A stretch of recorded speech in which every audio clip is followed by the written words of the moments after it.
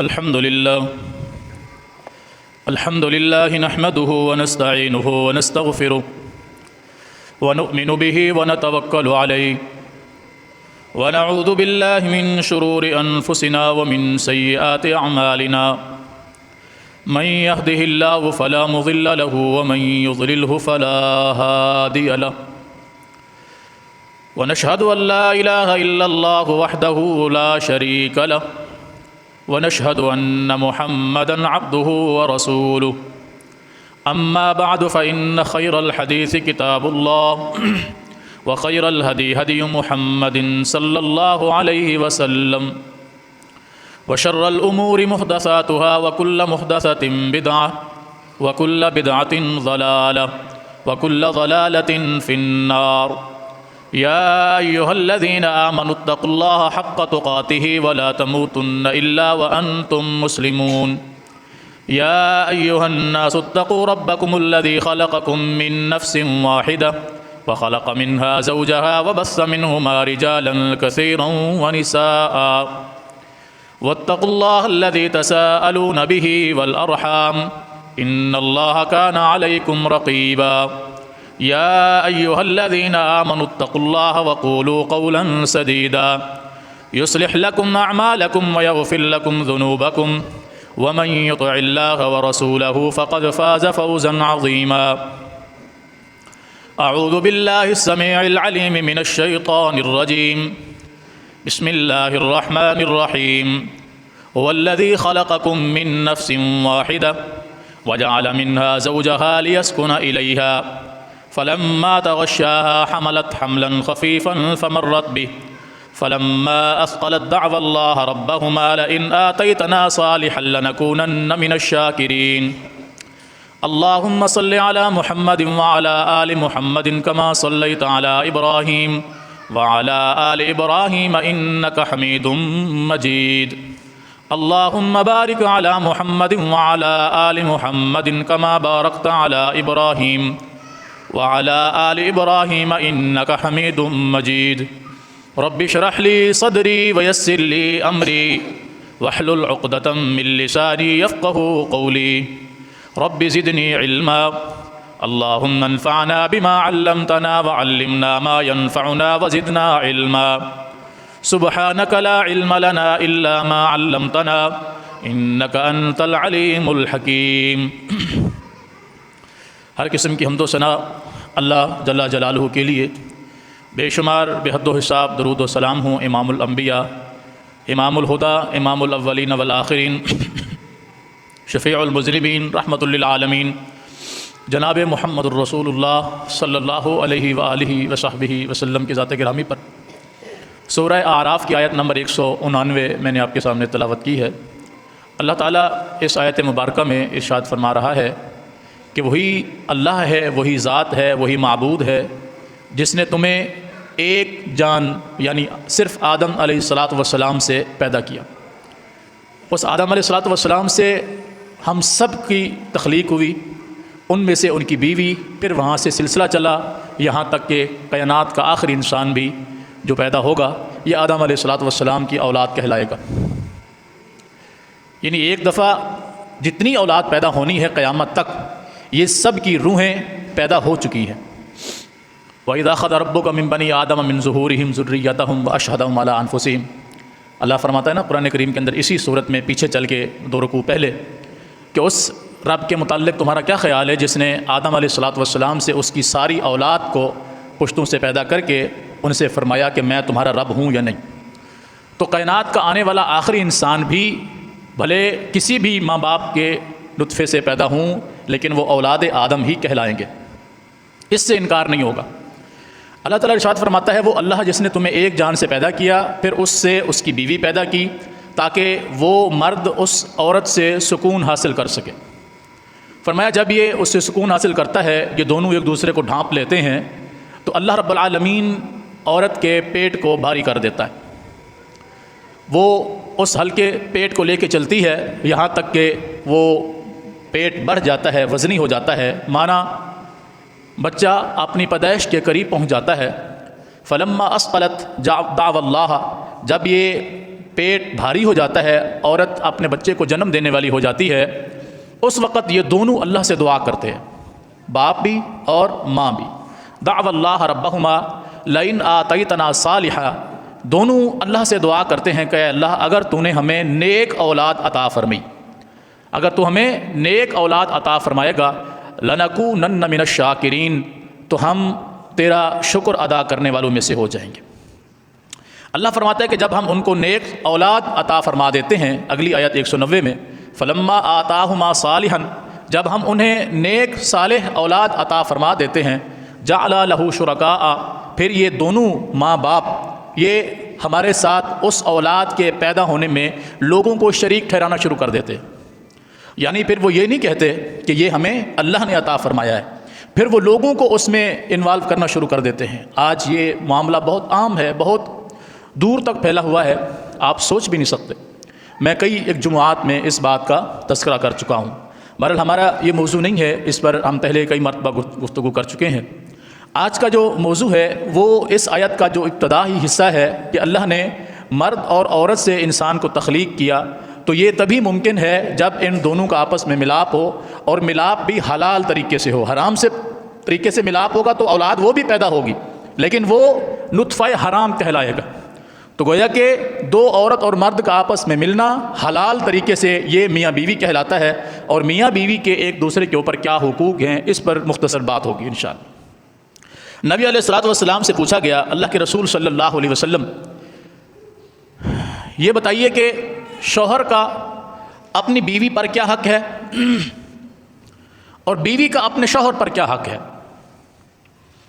نبی علیہ الصلوۃ والسلام نے فرمایا کہ شوہر کا اپنی بیوی پر یہ حق ہے کہ اس کی بیوی اس کی فرما برداری کرے، اس کی غیر موجودگی میں اس کے گھر کی، اس کے مال کی اور اس کی عزت کی حفاظت کرے، اس کے بچوں کی پرورش کرے اور اپنے شوہر کی فرما برداری اختیار کرے، یہ اس کا حق ہے۔ یعنی اس کے مال میں بھی کسی کو شریک نہ ہونے دے، اس کے گھر میں بھی کسی کو شریک نہ ہونے دے، اس کی عزت میں بھی کسی کو شریک نہ ہونے دے۔ سمجھ گیا عزت میں شریک کیا ہے؟ یعنی وہ اپنے شوہر کی عزت میں خیانت کرنے والی نہ ہو۔ ایسا نہیں ہے کہ گھر والا گھر نہیں اور مجھے کسی کا ڈر نہیں، ایسا معاملہ نہ ہو۔ اس کی عزت کی حفاظت کرنے والی ہو، اس کے مال کی حفاظت کرنے والی ہو، اس کی اولاد کی پرورش کرنے والی ہو۔ اور مال کی حفاظت کیا ہے کہ ایسا نہیں ہے کہ شوہر سے پوچھے بنا اس کا مال اپنوں کو دے یا کسی کو بھی دینا شروع کر دے، یہ بھی کیا ہے؟ خیانت۔ تو فرمایا شوہر کا بیوی کے اوپر یہ حق ہے کہ بیوی اس کے معاملات کے اندر کسی قسم کی کوئی دخل اندازی نہ دے، کوئی اس کا حق نہ مارے، خیانت نہ کرے۔ چند موٹی موٹی چیزیں بتائیں جس کے اندر پورا معاشرہ ہی سما جاتا ہے۔ اور نبی علیہ الصلوۃ والسلام کو یہ کمال حاصل تھا کہ آپ صلی اللہ علیہ وسلم کو جوامع الکلام عطا فرمائے گئے تھے کہ آپ مختصر بات کرتے تھے، اس مختصر بات کے اندر بہت بڑا مفہوم شامل ہوتا تھا۔ مختصر بات کیا ہے کہ اس کے گھر کی حفاظت کرے، اس کے مال کی حفاظت کرے، اس کی عزت کی حفاظت کرے، اس کی اولاد کی حفاظت کرے۔ اب آپ ان چار جملوں میں سے کسی ایک جملے کو بھی لے لیں، یقین جانے اس کی تفصیل میں چلے جائیں، آپ کو گھنٹوں لگ جائیں گے، ایک جملے کی بھی آپ وضاحت مکمل نہیں کر پائیں گے۔ اسے کہتے ہیں جوامع الکلام، کہ مختصر بات مگر پورے معاشرے کو، پوری زندگی کو اس کے اندر سمائے ہوئے۔ اور فرمایا کہ بیوی کا شوہر کے اوپر یہ حق ہے کہ جب وہ کھائے تو اپنی بیوی کو بھی کھلائے۔ ایسا نہیں ہے کہ ہماری زبان میں، ہمارے لفظوں میں اگر سنیں کہ باہر وہ گل چھڑے اڑائے، جو مرضی کھاتا پھرے، اور گھر کے اندر فاقہ کشی کی حالت ہو، گھر کے اندر دال بھی پکنے کو نہ ہو اور یہ باہر چرخے کھاتا پھرے، خود عیاشیاں اڑاتا پھرے اور گھر کے اندر کچھ بھی نہ ہو۔ تو فرمایا کہ جب وہ کھائے اپنی بیوی کو بھی کھلائے، جب تو پہنے اپنی بیوی کو بھی پہنائے۔ خود اگر اچھا لباس خرید رہا ہے، اپنے لیے اچھے کپڑے خرید رہا ہے، جوتے خرید رہا ہے، تو اپنی بیوی کے لیے بھی کیا کرے؟ خریدے۔ وہ اس کی ذمہ داری میں شامل ہے، اس کی پرورش میں شامل ہے۔ بھلے عورت بذات خود مالدار ہی کیوں نہ ہو، عورت بذات خود مالدار ہی کیوں نہ ہو، مرد کی پھر بھی ذمہ داری ہے اگر وہ اپنے لیے اچھا لباس خرید رہا ہے تو اپنی بیوی کے لیے بھی خریدے۔ اور فرمایا کہ اس کو گالیاں نہ دے، اپنی بیوی کو گالیاں نہ دے۔ لڑائی جھگڑے کی باری کبھی آ جاتی ہے، کوئی اس طرح کا مسئلہ گھر میں پیش آ جاتا ہے تو گالن گلوچ نہیں کرنا۔ اور چوتھی چیز، اس کو مارنا نہیں ہے، ایسی مار نہ مارے کہ جس سے اس کے جسم پر کوئی نشان پڑ جائے، کوئی ہڈی ٹوٹ گئی، کوئی جسم پر زخم ایسا ہو گیا، کوئی واضح نشان ہو گیا. حتیٰ کہ چہرے کے متعلق خاص طور پہ فرمایا کہ ولا تضرب الوجہ، اس کے چہرے پہ مت مارو. کبھی کوئی ڈانٹ ڈپٹ کی باری آئی بھی ہے تو کسی احسن انداز میں اس کو حل کیا جائے، نہ کہ اس کو اس انداز میں لے جائیں کہ وہ جارحانہ انداز ہو جائے. اور کبھی اگر لڑائی میں گھر میں لڑائی جھگڑا ہو جائے تو فرمایا کہ اپنے گھر کو چھوڑ کر بھی نہ جائے. ایسا نہیں ہے کہ لڑائی جھگڑا ہو گیا تو مرد گھر چھوڑ کے چلا جائے کہ میں نے اب اس گھر میں آنا ہی نہیں ہے، میں نے اس میں رہنا ہی نہیں ہے. جب یہ گھر سے نکل جائے گا تو شیطان کو گھر میں داخل ہونے کا موقع مل جائے گا. تو اس لیے فرمایا لڑائی جھگڑے کی صورت میں ایک تو گالی نہیں دینی، 3 شکلیں ہیں اس میں، گالم گلوچ نہیں کرنا، چہرے پر نہ مارنا، اور ایسی مار نہ مارنا کہ جس سے اس کے جسم کو کوئی بڑا نقصان پہنچے، اور گھر چھوڑ کر نہ جانا. یہ چند موٹے موٹے حقوق ہیں، مگر اس کے اندر بہت ساری چیزیں شامل. آپ دیکھیں مرد صبح کو نکلتا ہے اپنے کام کاج روزگار کی تلاش کے لیے، نوکری کرتا ہے تب بھی، انڈیپینڈنٹ ہے یعنی آزاد ہے، مزدوری کرتا ہے تب بھی. وہ صبح کو نکلتا ہے، شام تک واپس آتا ہے. اولاد کس کے پاس ہوتی ہے؟ ماں کے پاس. تو اس کی اچھی تربیت کرنا، اس کو بہتر انداز میں اس کی پرورش کرنا، یہ کس کی ذمہ داری ہے؟ ماں کی ذمہ داری ہے. اگر باپ گھر میں رہے، ماں بھی گھر میں رہے، تو کمانے والا کون ہوگا؟ اخراجات گھر کے پورے کرنے والا کون ہوگا؟ تو کسی ایک کو تو ذمہ داری لینی ہے، اور وہ ذمہ داری کس کی ہے؟ مرد کی. ایسا نہیں ہے کہ مرد بولے میں گھر میں ہوں لہذا تو کمانے جا، ایسا نہیں. الرجال قوامون علی النساء، اللہ نے مردوں کو عورتوں کے اوپر حاکم بنایا ہے. بما فضل اللہ بعضهم علی بعض، بہت ساری وجوہات کی بنیاد پر اللہ نے بعض کو بعض پر فضیلت دی ہے. یعنی بعض چیزوں میں مرد کو عورتوں پر فضیلت حاصل ہے، بعض چیزوں کو عورتوں کو مرد پر فضیلت حاصل ہے. تو یہ معاملہ اللہ کا ہے، اس نے کس کو کس معاملے میں فضیلت دی ہے، لیکن حاکم پھر بھی کس کو بنایا ہے؟ مرد کو. الرجال قوامون علی النساء. اور اس وجہ سے بھی اس کو حاکم بنایا ہے کہ وَبِمَا أَنفَقُوا، کہ یہ مرد مال خرچ کرنے والوں میں سے ہے. کما کر لائے گا تو بیوی بچوں کو کھلائے گا، گھر بنائے گا، گاڑی خریدے گا، پلاٹ خریدے گا، بیوی بچوں کے لیے روزگار کا بندوبست کرے گا، ان کے لباس کا، ان کے رہن سہن کا، ان کی دیگر معاملات زندگی کا بندوبست کرے گا. تو اس وجہ سے اس کو عورت پر زیادہ فضیلت حاصل ہے. اور یہ دونوں میاں بیوی اگر ایک دوسرے کے حقوق کو سمجھ لیں، میں اس لیے اکثر بلکہ ہر جمعے کے اندر یہ گزارش کرتا ہوں کہ خواتین کو جمعے کے اندر لایا کریں تاکہ وہ دینی گفتگو سنیں، سمجھیں. آج جتنی باتیں آپ سن کر جائیں گے، خواتین نہیں آئی ہوں گی تو مجھے بتائیں، آپ قسم کھا کر بتائیں، آپ یہ ساری باتیں اسی طرح جا کر سمجھا پائیں گے؟ نہیں سمجھا پائیں گے. ممکن ہے میں آپ اپنے حق کی باتیں تو اس کو بتائیں کہ مولوی صاحب نے کہا ہے کہ میرا تجھ پر یہ حق ہے، مرد کا عورت پر یہ حق ہے، اور یہ ہم اس کو نہ بتائیں کہ تیرا بھی مجھ پر کوئی حق ہے، یا آپ نے زیادہ بتائیں اور اس کے کم بتائیں. اس لیے دین دونوں کے لیے ضروری ہے، عورت کے لیے بھی دین ضروری ہے، مرد کے لیے بھی دین ضروری ہے. اتنا تو دین کم از کم ہر ایک کو آنا چاہیے نا کہ وہ اپنے معاملات زندگی کو اسلام کے مطابق حل کر سکے. ہماری عورتیں دنیا کے ہر کونے میں جا سکتی ہیں، دربار، مزار، مارکیٹ، یونیورسٹی، کالج، ہر جگہ پر، مسجد میں نہیں آ سکتی. اس سے بڑا ظلم ہم اپنی خواتین کے ساتھ کیا کریں گے یہ بتائیں. اللہ کے دین کو سیکھنے کے لیے نہیں آ سکتی، باقی وہ ہر جگہ پر جا سکتی ہیں. اسکول جاتی ہے پڑھنے کے لیے جاتی ہے، کوئی اور کام کرنے جاتی ہے پڑھنے کے لیے. بڑی ہو گئی ہے، پڑھانے والی ہو گئی تو پڑھانے کے لیے جا رہی ہے، یونیورسٹی پڑھانے کے لیے جا رہی ہے، پڑھنے کے لیے جا رہی ہے، کالج پڑھنے کے لیے یا پڑھانے کے لیے جا رہی ہے، یا کہیں جاب کرتی ہے تو نوکری کرنے کے لیے جا رہی ہے، مارکیٹ میں خریداری کرنی ہے تو تب بھی جا رہی ہے. تو مسجد میں کون سی موت پڑتی ہے ان کو آنے کے لیے؟ ان کو موت نہیں پڑتی، ہمیں موت پڑتی ہے، ہم لاتے نہیں ہیں. پھر معاملہ ہمارے سامنے ہے. اکثر و بیشتر ہمارے پاس کوئی نہ کوئی کیس آیا ہوا ہوتا ہے کہ جی ہمارے گھر کا یہ مسئلہ ہو گیا، یہ ہو گیا، میں نے غصے میں یہ کہہ دیا، اس نے غصے میں یہ کہہ دیا، یہاں سے یہاں تک، وہاں سے وہاں تک بات پہنچ گئی. کیوں پہنچی؟ ہمارے پاس اتنا علم تھا جتنا ہمیں ضرورت تھا، ان کے پاس تھا نہیں. ان کو ہم نے بتایا بھی تو اتنا بتایا جو ہمارے حق میں بہتر تھا. تو اس لیے دین دونوں کے لیے ضروری ہے. امید ہے انشاءاللہ جتنے ساتھی موجود ہیں یہ آئندہ اپنی خواتین کو جمعے کے اندر لائیں گے. نہیں لائیں گے تو میرا کوئی نقصان نہیں ہے، یا کسی بھی عالم کا کوئی نقصان نہیں ہے، آپ کی مرضی. بہرحال نبی علیہ السلام نے کیا فرمایا؟ مرد کا عورت پر حق ہے اور عورت کا مرد پر حق ہے. اور آپ صلی اللہ علیہ وسلم کا ایک بہترین فرمان ہے، فرمایا کہ خیرکم خیرکم لأہلہ، تم میں سے بہترین شخص وہ ہے جو اپنے گھر والوں کے لیے بہترین ہے۔ ہوتا ہے نا کہ انسان کا باہر لوگوں کے ساتھ میل جول، اٹھنا بیٹھنا، اخلاق، بات چیت کرنا کسی اور انداز میں ہوتا ہے، لیکن جب وہ گھر میں جاتا ہے تو جانور بن جاتا ہے۔ باہر لوگوں کے سامنے بڑا مہذب ہوگا، لوگ اس کو اچھے نام سے، اچھے اخلاق سے، اچھے لفظ سے جانتے ہوں گے، لیکن گھر کے اندر وہ اتنا زیادہ بدتمیز ہوگا تو گواہی کہاں سے ملے گی؟ گھر سے۔ خیرکم، تم میں سے بہترین شخص وہ ہے، خیرکم لأہلہ، جو اپنے گھر والوں کے لیے بہتر ہے۔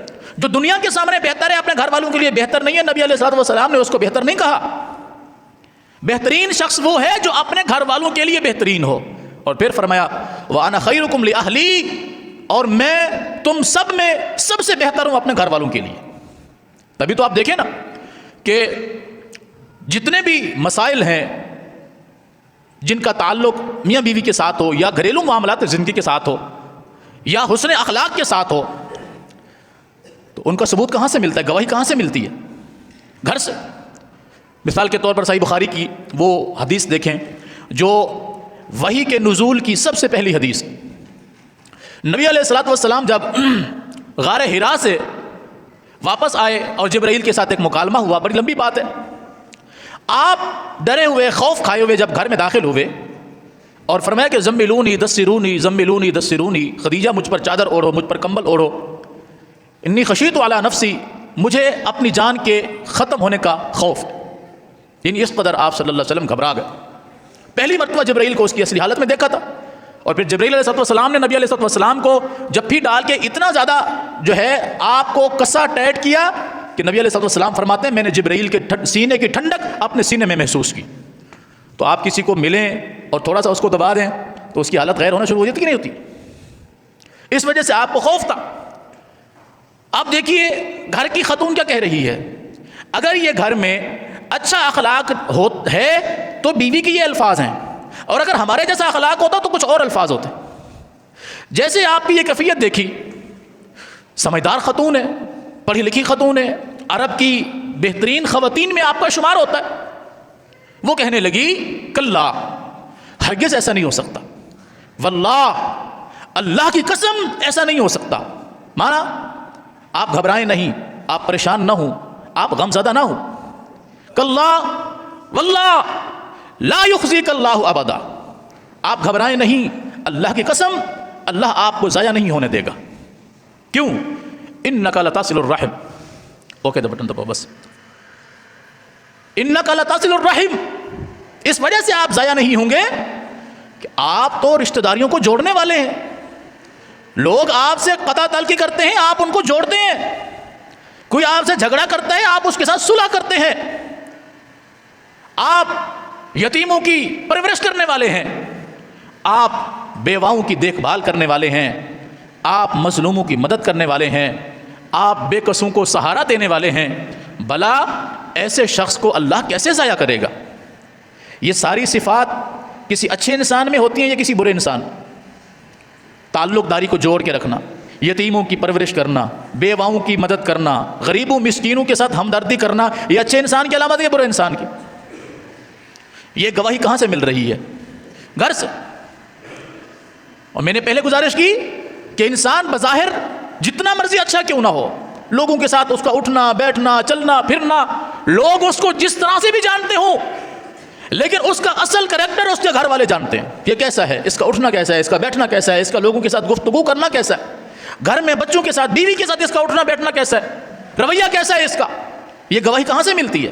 گھر سے ملتی ہے۔ پھر معاشرہ آپ کو جانتا ہے، دوسری گواہی معاشرہ دیتا ہے آپ کے بارے میں، میرے بارے میں، کہ اس محلے میں رہتا ہے، اس کا اٹھنا بیٹھنا کیسا ہے، لوگوں کے ساتھ اس کا لین دین کیسا ہے، معاملات کیسے ہیں، یہ معاشرہ گواہی دیتا ہے۔ لیکن پہلی گواہی کہاں سے ملتی ہے؟ گھر سے۔ تبھی نبی علیہ السلام نے فرمایا خیرکم خیرکم لأہلہ، تم میں سے بہترین شخص وہ ہے جو اپنے گھر والوں کے لیے بہتر ہو، وأنا خیرکم لأہلی، اور میں تم سب میں سب سے بہتر ہوں اپنے گھر والوں کے لیے۔ تبھی تو آپ دیکھیں نا کہ نبی علیہ الصلوۃ والسلام کی بیویوں کے درمیان بھی اگر کسی بات پر جھگڑا ہو جاتا تو آپ انصاف کا معاملہ کرتے، ایسا نہ کرتے کہ بس ٹھیک ہے جس کے ساتھ محبت زیادہ تو اس کے ساتھ، جو اس کے ساتھ نہیں، ایسا نہیں۔ چھوٹی سی مثال دیکھ، امی عائشہ رضی اللہ تعالیٰ عنہ بیان فرماتی ہیں نبی علیہ الصلوۃ والسلام میرے گھر میں تھے، اس دن میری باری تھی، یعنی حضور نے کہاں ٹھہرنا تھا؟ میرے گھر میں ٹھہرنا تھا۔ اسی دوران کسی اور زوجہ کے گھر سے کچھ کھانے کی چیز آ گئی، خادمہ وہ کھانا لے کر آئی، مجھے غصہ آ گیا، مجھے غیرت آ گئی کہ میرے گھر میں ہے، میری باری ہے، تو میں آپ کی خدمت کروں گی، کھانے پینے کی جو بھی چیز تیار کرنی ہوگی میں تیار کروں گی۔ اس کو یہ جرت کیسے ہوئی کہ میری باری میں میرے گھر میں کھانا بھیج دیا؟ فرماتی ہے میں نے غصے کے اندر یوں برتن کو ہاتھ مارا تو پیالہ ٹوٹ گیا، کھانا نیچے گر گیا، اور نبی علیہ الصلوۃ والسلام نے مجھ پر کوئی غصہ نہیں کیا، بس اتنا فرمایا عائشہ اس کھانے کا کیا قصور ہے؟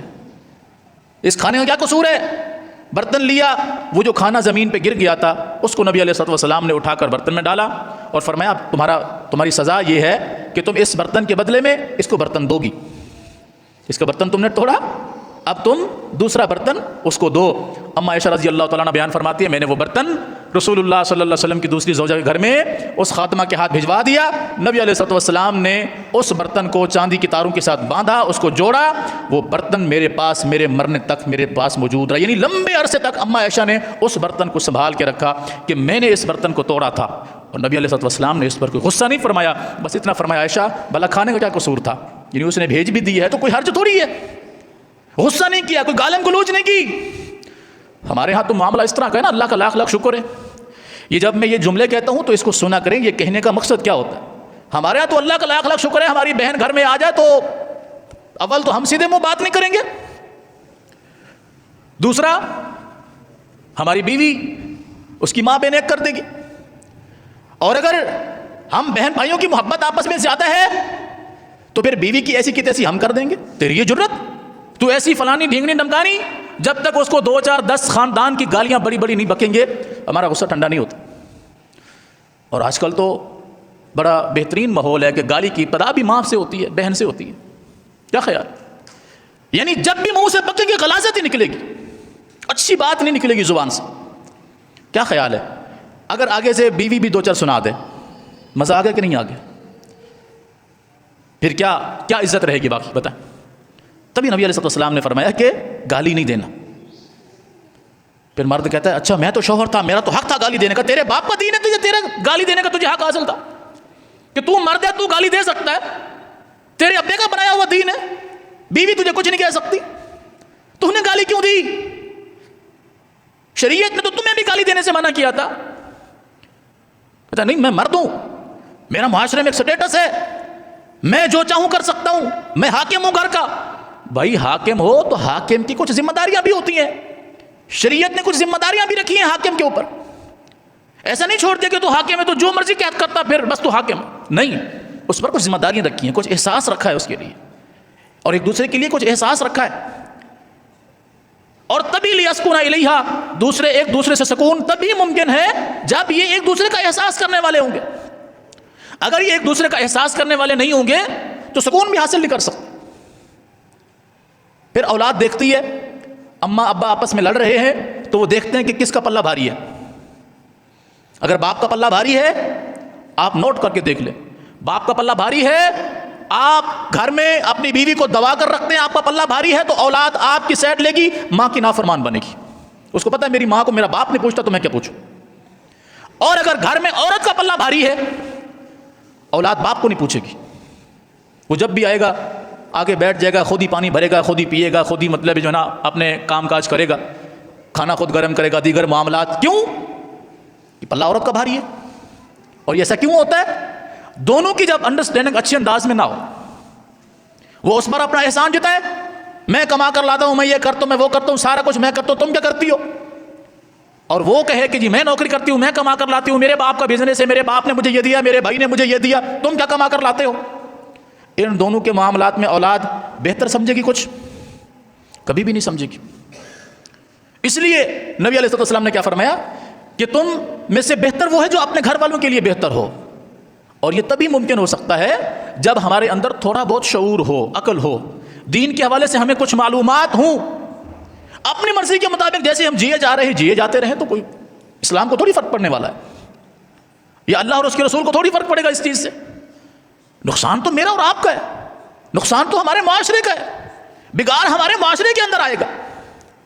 اور جب ہم اللہ اور اس کے رسول کے احکامات کو سمجھنے والے ہوں گے یقین جانے گھر میں برکت ہوگی۔ نبی علیہ الصلوۃ والسلام کے ایک صحابی ہیں ابو طلحہ رضی اللہ تعالیٰ عنہ، سفر پر گئے، جب گئے تو بیٹا بیمار تھا، بیماری کافی شدت کی تھی، واپس آئے بیٹا فوت ہو چکا تھا، پتہ نہیں ہے کہ میرا بیٹا فوت ہو گیا، اور بیوی نے یہ کیا کہ بچے کو نہلا دھلا کر کفن پہنا کر اس کو سلا دیا، شوہر کو نہیں بتایا۔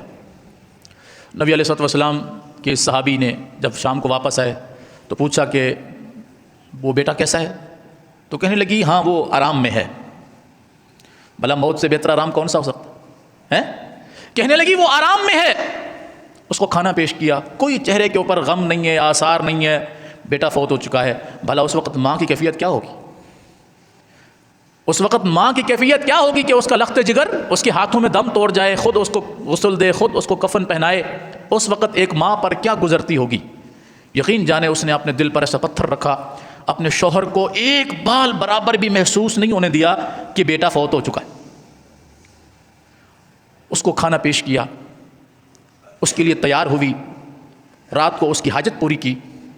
جب دیکھا کہ اب شوہر بالکل ریلیکس ہو گیا ہے، اب اسے اس انداز میں پوچھا کہ میں قربان جاؤں اس ماں پر، اللہ کی کروڑ ہاں اس پر رحمت نازل۔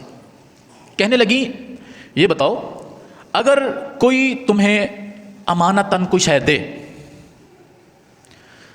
وہ تمہارے پاس ہو، پھر کچھ وقت گزرے اور وہ تم سے تقاضا کرے کہ میری امانت مجھے واپس کرو، تو تمہیں کیا کرنا چاہیے؟ وہ کہنے لگے کہ بھائی اس کی امانت واپس کی جائے گی، اس سے بہتر کیا کرنا ہے؟ اور کرنا ہی کیا ہے کہ امانت دار نے، کہ امانت دار کی حق اس کو واپس مل جائے، اس سے بہتر اور کون سا کام ہو سکتا ہے؟ اور یہی ہونا چاہیے۔ فرمایا اچھا، فرمایا وہ جو اللہ کا دیا ہوا تحفہ ایک امانت تھا نا ہمارے پاس، ہمارا بیٹا، کہا ہاں، کہا وہ اللہ نے آج واپس لے لیا ہے۔ اللہ اکبر کبیر، اللہ نے وہ امانت ہم سے واپس لے لی۔ ایک دم ایک جھٹکا لگا کہ بھلا ہے بیٹا، میں نے تھوڑی دیر پہلے پوچھا کیسا ہے تو تم نے کہا وہ آرام کر رہا ہے، تو کہا ہے وہ آرام میں، مانا دنیا سے چلا گیا تو دنیا کا غم اس کو اب کچھ نہیں کرے گا، ہے تو وہ آرام میں، لیکن اللہ کی طرف سے ایک امانت تھی اس نے واپس لے لی۔ دل کو بڑی تکلیف ہوئی، بہت رنجیدہ ہوئے، سو گئے، رات گزری، صبح فجر میں رسول اللہ صلی اللہ علیہ وسلم کے پاس حاضر ہوئے، فجر کی نماز ادا کی اور کہنے لگے اللہ کے رسول صلی اللہ علیہ وسلم رات میرے ساتھ بڑا عجیب معاملہ پیش آیا، میری بیوی نے میرے ساتھ یہ معاملہ کیا۔ یعنی کتنی صابرہ عورت ہے میری بیوی کہ بیٹا فوت ہو گیا، اس کو کفن دیا، اس کو غسل دیا اور مجھے خبر تک نہیں ہونے دی، میرا حق بھی ادا کیا۔ بھلا اس عورت میں آپ نے اس ہوش و حواس میں ہوتی، اس نے میرے ساتھ اس قدر حسن سلوک کے ساتھ مجھے میرے رات گزاری، اللہ کے رسول میں بیان نہیں کر سکتا، لیکن حضور میرا بیٹا فوت ہو گیا اور اس نے مجھے بتایا نہیں، بعد میں مجھے بتایا، پہلے مجھے خبر نہیں کی۔ نبی علیہ الصلوۃ والسلام نے کتنی دعائیں دیں اس خاتون کو کہ میں کہتا ہوں کہ اللہ وہ دعائیں ہر کسی کو نصیب فرمائے۔ فرمایا اچھا آج رات جو تم نے گزاری ہے اللہ اس میں خیر کرے گا، اور اس رات کی برکت میں اللہ نے جو ان کو بیٹا عطا کیا وہ عالم فاضل قرآن کا حافظ بنا۔ ایسا ہمارے گھروں میں ہوتا ہے؟ ایسا معاملہ ہمارے گھروں میں ہے؟ اللہ اکبر کبیر۔ ہمارے گھروں میں یہ ماحول کیوں نہیں ہے؟ کیونکہ ہم نے کبھی دینی مجلس کو اٹینڈ نہیں کیا۔ یہ خاتون نے اتنا بڑا صبر، اتنا بڑا جذبہ کہاں سے سیکھا تھا؟ بتائیے، مارکیٹ سے، دربار سے، مزار سے، کسی یونیورسٹی سے، کسی کالج سے؟ کائنات کے اعلیٰ ترین تعلیمی ادارے مسجد نبوی سے اور کائنات کے اعلیٰ ترین معلم محمد الرسول اللہ صلی اللہ علیہ وسلم سے یہ اخلاق، یہ تعلیم سیکھی۔ وہ تعلیم، وہ دین آج کتابوں کی شکل میں تحریری طور پہ ہمارے پاس موجود ہے، ہم وہ پڑھنے کے لیے بھی تیار نہیں ہیں، سننے کے لیے بھی تیار نہیں ہیں، سیکھنے کے لیے بھی تیار نہیں ہیں۔ تو پھر دیکھ لیجیے ہمارے گھروں کا جو ماحول اور حالات ہیں، پھر شکوہ کس بات کا؟ پھر شکایت کس بات کی؟ افسوس کس بات کا؟ اس قدر بہترین صابرہ خاتون، اپنے شوہر کا حق ادا کرنے والی، اس کی دیکھ بھال کرنے والی، اس کی حفاظت کرنے والی، اللہ اکبر کبیر۔ بے شمار مثالیں ہیں اسلامی تاریخ کے اندر صحابہ کرام کی، صحابیات کی، اپنے چھوٹے چھوٹے بچوں کو اسلام کے لیے پیش کرنے والی، اپنے شوہر کو تیار کر کے اسلام کے لیے پیش کرنے والی۔ جب میاں بیوی کا آپس میں تعلق اچھا ہو، یقین جانیے اللہ کے فرشتے ان پر رشک کرتے۔ سیدنا حنظلہ رضی اللہ تعالی عنہ، عظیم المرتبہ صحابی، عظیم المرتبہ، جن کو غسیل الملائکہ کہا جاتا ہے کہ جن کو فرشتوں نے غسل دیا. کیسے دیا؟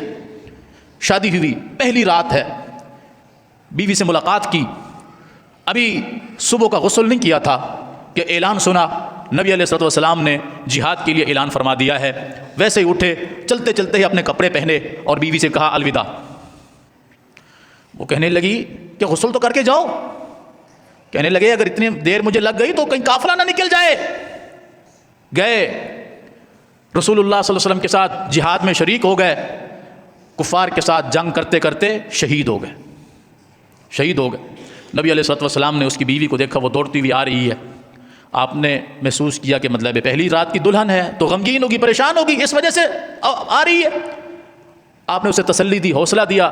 وہ کہنے لگی اللہ کے رسول صلی اللہ علیہ وسلم مجھے کوئی غم نہیں ہے، پریشانی نہیں ہے، وہ الگ معاملہ ہے، میں تو اس لیے آپ کے پاس آئی ہوں، حضور میرے شوہر نے میرے ساتھ رات گزاری تھی، غسل نہیں کر سکا تھا، اس کو غسل دیجئے، شہید تو ہو گیا ہے، غسل تو دینا ہے. نبی علیہ الصلوۃ والسلام نے فرمایا بی بی میں نے فرشتوں کو دیکھا ہے اس کو غسل دے رہے تھے، جس نے ایک غسل کی بھی پرواہ نہیں کی کہ مجھے اتنی دیری نہ ہو جائے کہ میں جہاد سے پیچھے رہ جاؤں. یہ آپس میں انڈرسٹینڈنگ. اچھا ایک رات کی میاں بیوی کی بھلا کتنی انڈرسٹینڈنگ ہو سکتی ہے؟ اور ہماری تو داڑیاں سفید ہو گئی ہیں، بال سفید ہو گئے ہیں، بچے جوان ہو گئے ہیں، اور ہماری آپس میں میاں بیوی کے ساتھ ابھی تک بنتی نہیں. یہ ہمارا معاشرہ ہے، یہ ہماری زندگی ہے کہ بچے بوڑھے ہو چکے ہیں، بچوں کے بچے ہو چکے ہیں، اور ہم ابھی تک ایک دوسرے کو سمجھ نہیں پائے. اس سے بڑی کوئی بد نصیبی ہو سکتی ہے، بدبختی ہو سکتی ہے. پھر گھروں میں سکون کیسے آئے گا؟ گھروں میں اطمینان کیسے آئے گا؟ گھر کے اندر رحمت کیسے ہوگی؟ نبی علیہ الصلوۃ والسلام نے فرمایا تم میں سے بہترین مالدار شخص وہ ہے جس کو نیک بیوی ملے. دنیا کی ساری دولت کسی مرد کو مل جائے، ساری دولت کسی مرد کو مل جائے، اور ایک شخص کے پاس دنیا کی کوئی دولت نہیں، کچھ بھی نہیں ہے، اس کی بیوی نیک صالح فرما بردار ہے. فرمایا یہ اس شخص سے کئی گنا امیر ترین ہے. فرمایا پوری دنیا کیا ہے؟ فائدہ اٹھانے والی چیز، لیکن بہترین فائدہ اٹھانے کی چیز کیا ہے؟ نیک بیوی. نیک بیوی ہوگی، گھر کے اندر راحت، اطمینان، سکون ہوگا، شکر گزاری ہوگی، تھوڑے پہ گزارا کر لے گی، آپ کا ساتھ دے گی. اس موضوع کو انشاءاللہ اگلے جمعے ہم بیان کریں گے مزید کہ رشتہ کیسے کیا جائے، نیک بیوی کیسے ملے گی، نیک شوہر کیسے ملے گا، ان کی صفات اور خصوصیات کیا ہیں جس سے معاشرے کے اندر امن اور سکون آئے گا. اس موضوع کو انشاءاللہ اگلے جمعے بیان کریں گے. اقول قولی ھذا واستغفر اللہ لی ولکم ولسائر المسلمین.